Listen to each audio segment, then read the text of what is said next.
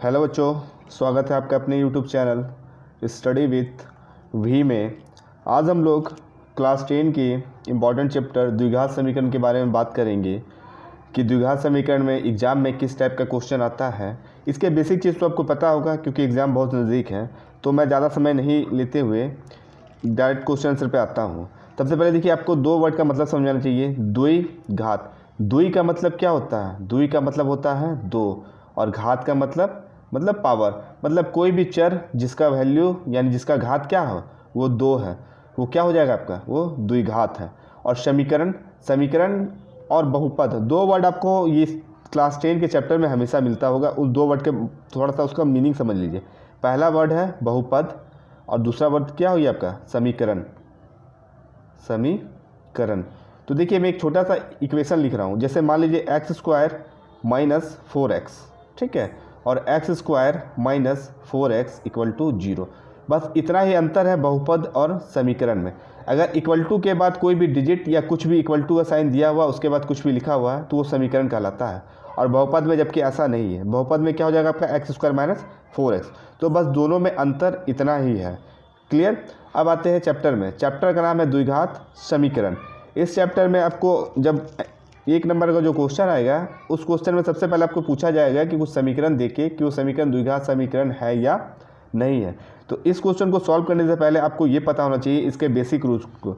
इसका basic rule क्या कहता है कि कोई भी इक्वेशन जो ax² plus bx plus c equal to 0 के प्रारूप में हो तो वो समीकरण क्या हो जाएगा? वो द्विघात समीकरण होगा। सपोज कीजिए कि आपके पास कोई ऐसा समीकरण हो x² माइनस 4x प्लस 2, ठीक है। पहले मैं कुछ समीकरण आपको रैंडम लिख के दिखा देता हूँ। x² minus 4x equal to 0, x² plus 2 equal to 0। तो अगर आपसे पूछा जाए कि बताइए ये तीनों में से कौन सा द्विघात समीकरण है, तो बहुत सारे बच्चे इसमें कन्फ्यूज हो जाते हैं। ठीक है कि समीकरण 1 तो चलिए कन्फर्म कि 1 आपका जो है दिया हुआ समीकरण द्विघात समीकरण, लेकिन 2 और 3 में कन्फ्यूज हो जाते हैं। तो आपको कन्फ्यूज नहीं होना। द्विघात समीकरण को पहचानने का सबसे अच्छा तरीका है कि जो उसका स्टार्टिंग हो वो किससे हो? वो स्क्वायर से हो। मतलब कि अल्फ़ाबेट यानी चर का मान कुछ भी हो, लेकिन उसके ऊपर जो उसका वैल्यू हो उसका वैल्यू क्या होना चाहिए? दो होना चाहिए। यानी कि द्विघात समीकरण का मतलब ये द्वि ही है। उसका पावर क्या होना चाहिए? दो होना चाहिए। तो समीकरण क्या है? द्विघात समीकरण है। अगर आपको कोई समीकरण इस तरह भी दिखता है y² माइनस 4 इक्वल टू 0, तो ये भी समीकरण क्या है? ये भी द्विघात समीकरण है। या फिर इस तरह से दिखता है y² minus 2y equal to 0, तो ये भी द्विघात समीकरण है। लेकिन यही समीकरण आपको कुछ इस तरह से दिख रहा है, 4y, एक मिनट, या इस तरह दिख रहा हो कि 4y प्लस 4 इक्वल टू 0, तो ये द्विघात समीकरण नहीं है। या फिर इस तरह से दिख रहा हो 3x प्लस 2 इक्वल टू 0, तो ये भी द्विघात समीकरण नहीं है। द्विघात समीकरण होने का एक ही कंडीशन है कि उसके ऊपर क्या होना चाहिए? कोई भी चर जिसका वैल्यू, जिसका पावर यानी जिसका घात क्या हो वो 2 है, तो क्या हो जाएगा? द्विघात समीकरण। ठीक है, चलिए अब स्टार्ट करते हैं आज की वीडियो को। तो पहले मैं क्वेश्चन नंबर 1 के बारे में बात कर लूँ।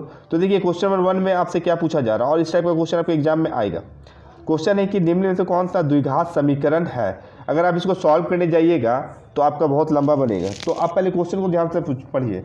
अगर क्वेश्चन में पूछा जा रहा है कि निम्न में से कौन सा द्विघात समीकरण है, तो बहुत ईजी है। आपको बस करना क्या है कि आपको इस चीज़ को ध्यान में रखना है कि किस समीकरण का जो द्विघात है वो 2 आनेगा। तो देखिए, अगर हम यहाँ पे इसका वैल्यू कैलकुलेट करते हैं, ठीक है, यहाँ पे अगर कुछ वैल्यू निकालते हैं x माइनस 3 का होल स्क्वायर, ठीक है, तो यहाँ पे भी x² आएगा a² माइनस b² से, ठीक है, a² माइनस b का होल स्क्वायर में a² minus 2b plus b², तो ये हो गया। अब आगे बढ़ते देखिए, यहाँ भी स्क्वायर है, ठीक है, x माइनस 1 का होल स्क्वायर, तो a माइनस b का होल स्क्वायर में तोड़ेंगे तो ये भी आपका x² में आ जाएगा। अब नीचे बढ़ते हैं, यहाँ भी है x प्लस 1 का whole square equal to 2 into x, तो यहाँ भी आपका देखिए स्क्वायर आ जाएगा। लेकिन जब हम अंत में आते हैं तो यहाँ पर हमें दिखता है x प्लस 4 का होल क्यूब, यानी कि ये a प्लस बी का होल क्यूब में टूटेगा। ठीक है, जब a प्लस बी का होल क्यूब का फॉर्मूला आएगा तो आपको फॉर्मूला पता है a प्लस बी का होल क्यूब बराबर क्या होता है? a क्यूब होता है। और देखिए यहाँ पे ही आपका आंसर क्लियर हो गया। अगर इसका वैल्यू a क्यूब हो रहा तो यानी कि x का वैल्यू क्या हो जाएगा? क्यूब। तो द्विघात समीकरण में ये क्या है? x क्यूब नहीं होना चाहिए। तो अगर इसका आंसर देखा जाए तो आप बिना सॉल्व किए हुए बता सकते हैं कि निम्न में से कौन सा द्विघात समीकरण है। जब आप इसे सॉल्व कीजिएगा तो ये आपका द्विघात समीकरण नहीं होगा, क्योंकि यहाँ पे x का पावर क्यूब होगा, यहाँ भी स्क्वायर आएगा, यहाँ भी स्क्वायर आएगा, तो स्क्वायर स्क्वायर कैंसिल होगा, तो ये भी नहीं होगा। और नंबर 1 वाला में भी स्क्वायर स्क्वायर आएगा, ये भी कैंसिल होगा, तो ये भी द्विघात समीकरण नहीं होगा। एकमात्र जो यहाँ पे a प्लस बी का होल स्क्वायर अगर हम तोड़ेंगे तो ये हो जाएगा एक्स स्क्वायर। बस हमको यही चीज़ देखना है, यहाँ पे एक्स स्क्वायर बच रहा है, जबकि इस साइड अगर हम कैलकुलेट करेंगे तो 2x माइनस 3 आएगा, 2x माइनस 6 आएगा, तो वो उससे एग्जिस्ट नहीं करता। हमें पहला देखना है कि एक्स स्क्वायर आ रहा, तो ये एक्स स्क्वायर आ रहा। तो उपयुक्त दिया हुआ जो भी ऑप्शन है उसका सही आंसर क्या होगा, ऑप्शन 3।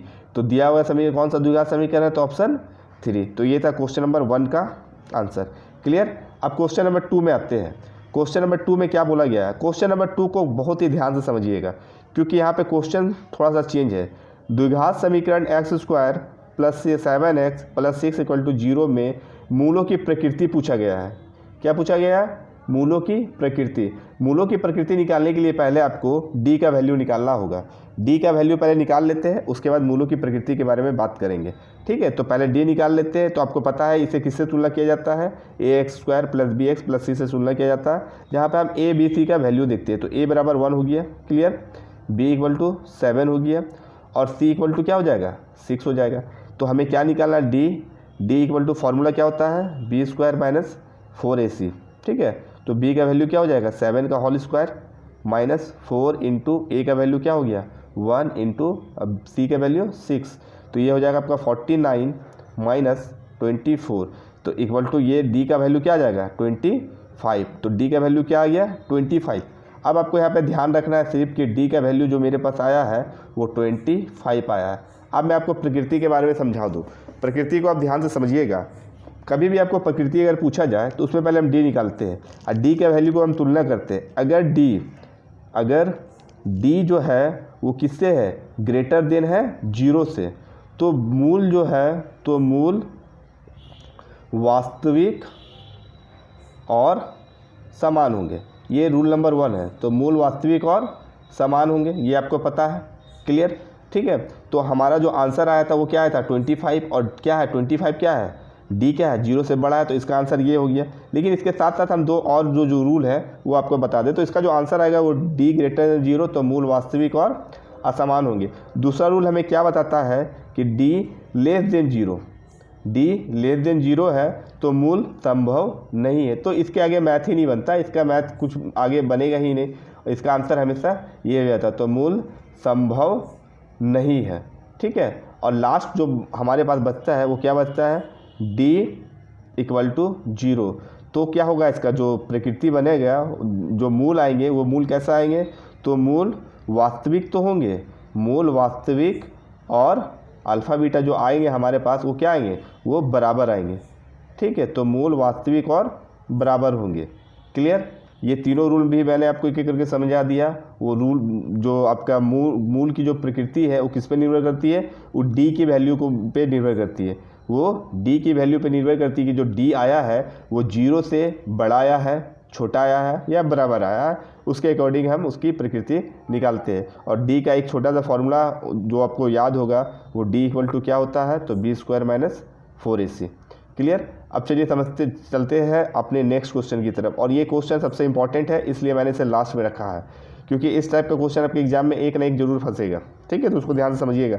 यहाँ पे आपका k का वैल्यू निकालने के लिए बोला गया है, जबकि आपको क्या बोला गया है, दोनों मूल समान है। तो यहाँ पे एक वर्ड आपको हिंट्स दिया हुआ है, मूल समान है कहने से इसका मतलब है कि जो d का वैल्यू आएगा वो कितना आएगा, वो 0 आएगा।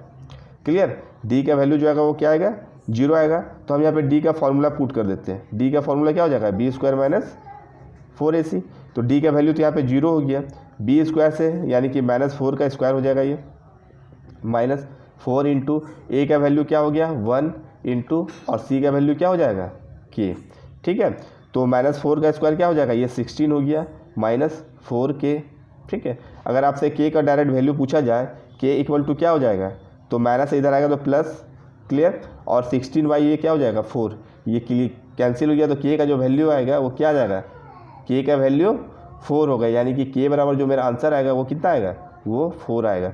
तो ये द्विघात समीकरण का ऑब्जेक्टिव टाइप क्वेश्चन था जो आपके एग्जाम में 3 से 4 आपको देखने को मिलेगा। बस आपको बेसिक चीज़ों को ध्यान में रखना है जो मैंने वीडियो के स्टार्टिंग में आपको बताया है कि कोई भी इक्वेशन द्विघात समीकरण कब होता है, कोई भी समीकरण द्विघात समीकरण कब होता है। उसके साथ सबसे इम्पॉर्टेंट क्वेश्चन इस वीडियो का ये के का मान निकालने वाला था, क्योंकि आपको यहाँ पे मूल का मान, मूल जब समान हो तब उसके अकॉर्डिंग कैसे बनता है, और ये लगभग कंडीशन में आपको मूल का जो वैल्यू है वो इक्वल दिखाएगा। ठीक है, वहाँ से इसको कैलकुलेट कर लेंगे हम लोग। तो चलिए आज के वीडियो में बस इतना ही, मिलते हैं हम लोग अपने अगले वीडियो में, तब तक के लिए धन्यवाद।